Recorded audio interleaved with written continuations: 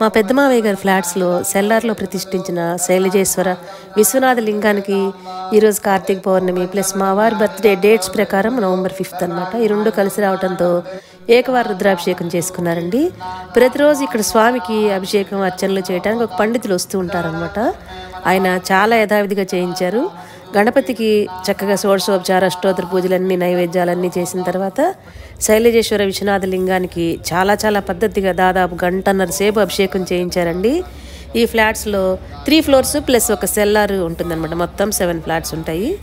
అందరూ కూడా చాలా కలిసికట్టుగా ఉంటారండి. విశాలాక్షి గారిని, రాంబాబు గారిని, వీళ్ళంతా చాలా ఆధ్యాత్మిక చింతన కలిగిన వాళ్ళండి. రాంబాబు గారి వైఫ్, రాంబాబు గారు అంటే వాళ్ళు రాజమండ్రి సైడ్ వాళ్ళట. ఆవిడ వీళ్ళ టెర్రస్ గార్డెన్లో ఉన్న తుమ్మి పూలు అసలు కొయ్యటమే కష్టం. దానిని మాలగా గుచ్చి పరమశివుడికి, విఘ్నేశ్వరుడికి మాల తీసుకొస్తే నాకు చాలా ఒళ్ళు గగురు పొడిచిందండి. ఎంత భక్తి వీళ్ళకి అని చెప్పి. తుమ్మి పూలతో మాల కడతారని నేనైతే ఫస్ట్ టైం చూస్తున్నానండి. మీలో ఎవరన్నా ఇలా మాల చూస్తున్నా లేకపోతే కట్టినా నాకు కామెంట్స్లో తెలియచేయండి.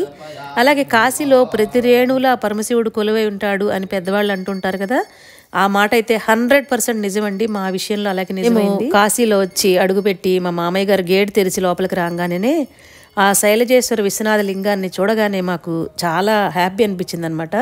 మా వారు అనుకున్నారట ఆ రోజు వెళ్ళేలోపు ఒక్కసారన్నా ఇక్కడ అభిషేకం చేసుకోవాలి, ఎంత దర్శనాలు చేసుకున్నా కూడా కాశీ అంతా ఎంత తిరిగినా కూడా కనీసం ఒక్కరోజైనా ఇక్కడ అభిషేకం చేసుకోవాలి అన్న కోరిక ఈరోజు నెరవేరిందండి.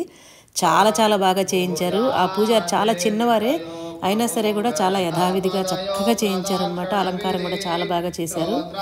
ఈ శైలజేశ్వర విశ్వనాథ లింగాన్ని ప్రతిష్ఠించడానికి మా పెద్ద మావయ్య గారి పెద్ద కూతురు శైలజ దంపతులచే ప్రతిష్ఠ చేయించారట మా మావయ్య గారు.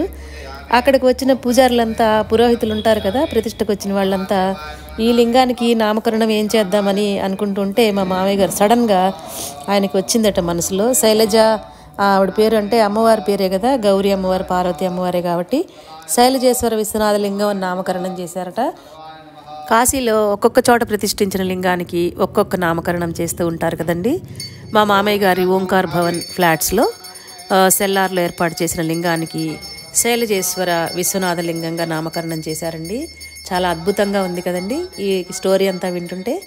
ఇలాంటి మంచి వీడియోస్ మన ఛానల్లో చాలా ఉన్నాయండి. రీసెంట్గా కాశీ డే 1 డే 2 అట్లా బ్లాగ్స్ లాగా 5 బ్లాగ్స్ పెట్టాను.